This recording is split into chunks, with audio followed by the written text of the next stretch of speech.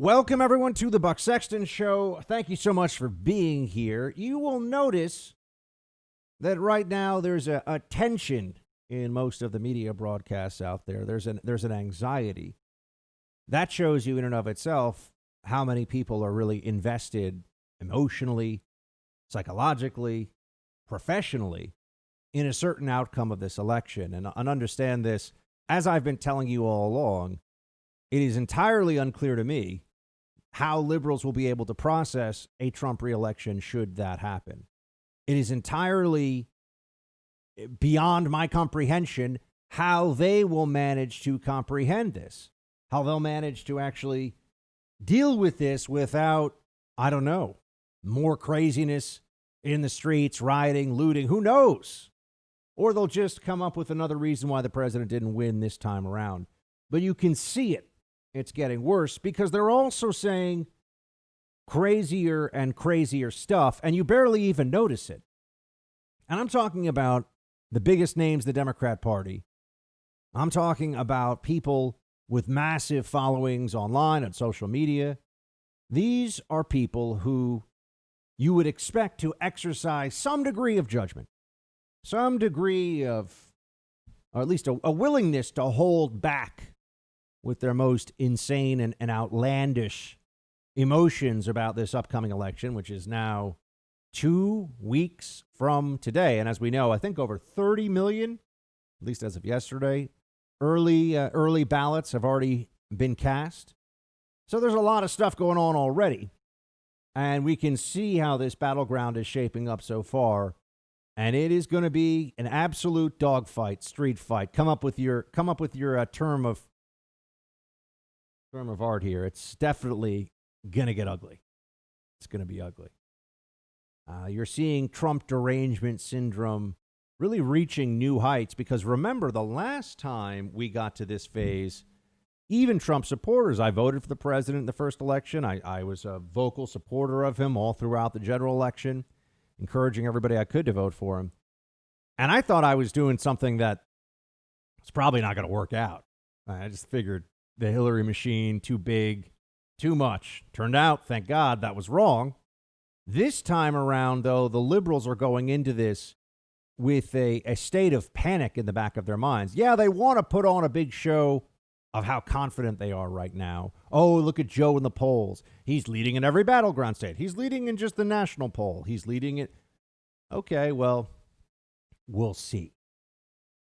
We'll see. If anything, we've already come to the conclusion of the Trump era that a lot of the old political shibboleths, a lot of the old maxims that we had lived by in politics turned out not to be true, right?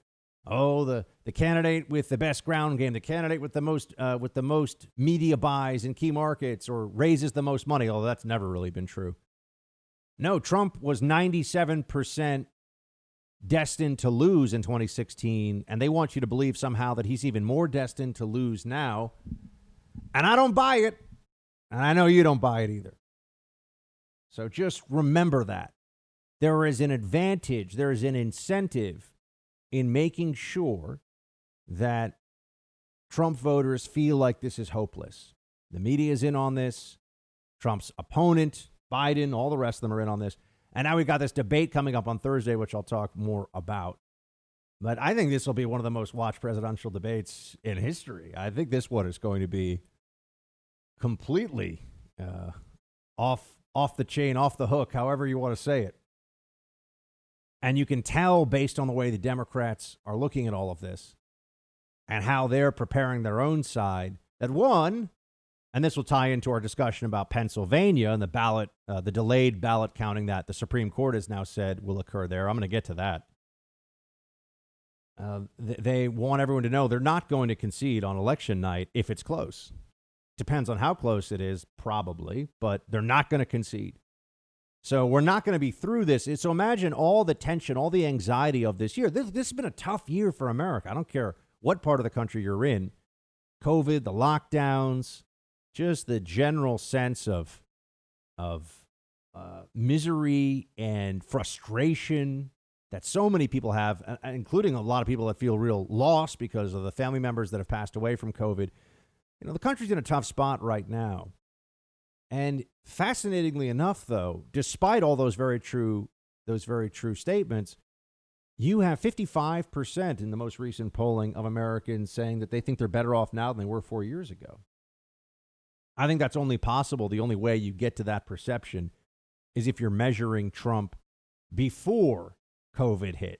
How were you doing before COVID? And people believe that they're going to go back to that place as soon as we get through this. This is temporary. It shall pass. The question now is how soon and how much damage is being done in the meantime. But that's all a very rational way of looking at this. And you have to remember that we're dealing with an entirely irrational opposition, Democrat Party, mainstream media. Here is Elizabeth Warren, who I actually thought, despite her Native American heritage debacle, despite all that, I really believe that Elizabeth Warren was probably going to be the Democrat nominee. And she came really, I think you'd say, in third place behind Bernie and Biden. But this is that's important, because here's somebody who's not just a random TV commentator who's trying to get attention, who's not just out there trying to make a name for himself or herself by being outrageous. This is someone who we believe, or we are led to believe, should be taken very seriously, right? We should listen to her. We should believe that she's thinking about her words. And then she says stuff like this, which I'd have to say, for a sitting United States senator for Massachusetts to say this, it's pretty crazy, but it's really indicative of this moment. I don't think that this is an outlier statement, and that's what I believe is so important. I think that this is where the Democrats really are now. Not all of them, but a lot of them, most of them. This is now the ethos of the party. Here she is. Play clip 3. The climate crisis is here, and no, it is not. The science around this is not controversial. The science is clear. In fact, you know what scares me to death? Is every time we get more data and reanalyze the data, what we discover is the problem's even worse than we thought. We have even less time than we thought. And so what has Donald Trump done for 4 years? He not only hasn't made things better, he has actively made them worse. He withdrew us from the Paris Climate Accord. He's put a coal lobbyist in charge of the Environmental Protection Agency. What could possibly go wrong? He has opened up for offshore drilling, and he has said yes to the oil companies. They can drill in the Arctic National Wildlife Preserve. Donald Trump threatens the existence of human life, of all life on this planet. Now, that last line is what I really wanted you to hear. Donald Trump threatens the existence of human life on this planet. Donald Trump is going to make humanity go extinct. Do you see that? Do you hear that, friends? Sitting senator from Massachusetts came in third in the Democrat primary. She says that out loud. She says that over a loudspeaker at a press conference. Doesn't even really get much notice. Yeah, that's pretty standard. Trump is going to eradicate the human species. I'm not making this up. I'm not exaggerating. Donald Trump threatens the existence of human life. Those are her words. Her chosen, practiced, prepared words. How do you handle a left-wing opposition that speaks in this way, that takes these kinds of positions? How do you have a civil political dialogue with people who keep looking at you saying, the data says, unless you do everything that we say, human life will cease to exist on this planet? Wouldn't it be challenging to come up with a crazier theory? Wouldn't you have to really struggle to come up with something that is both cataclysmic in its outlook and catastrophic in its implementation, which is what this Green New Deal and all this climate stuff would be?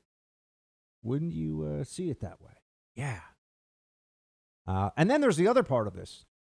Here we are, still struggling through COVID, still on this uneven footing, depending on what state you're in. Some places doing a little better than others, but country's not normal. We don't get to really see each other, socialize, live our lives, go out there. Nope.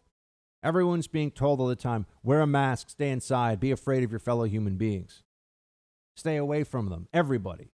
Not safe. Can't even go to Thanksgiving dinner, Fauci says. Sorry, no Thanksgiving for you this year. Right. They're saying all of that, and yet Elizabeth Warren will also turn around and start talking about the climate crisis. I mean, she was talking, I don't even remember what it was she said, but, they're going to go drill somewhere. Who cares?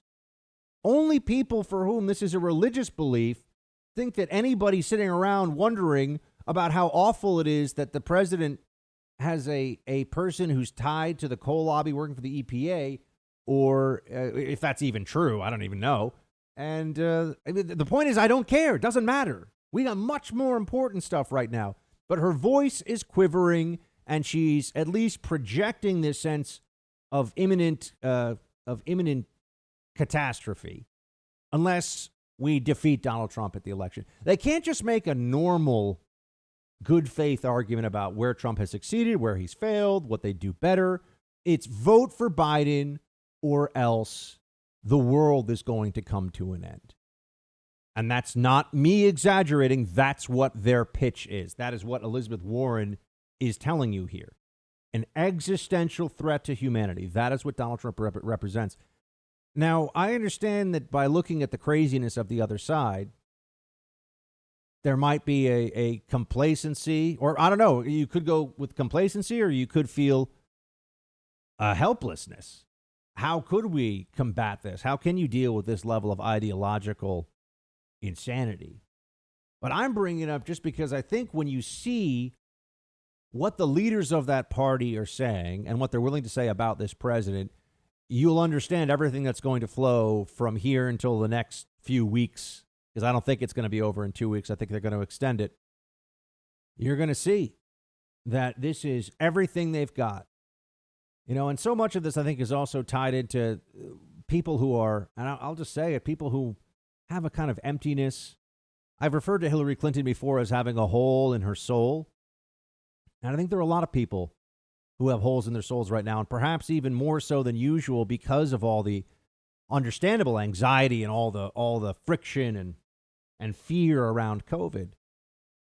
But instead of taking a longer term view about why we're really here on this earth and thinking about a relationship with God and taking it to that level of existential thought and consideration and philosophy, they turn around and no, Trump is an existential threat to people who don't know why they're here.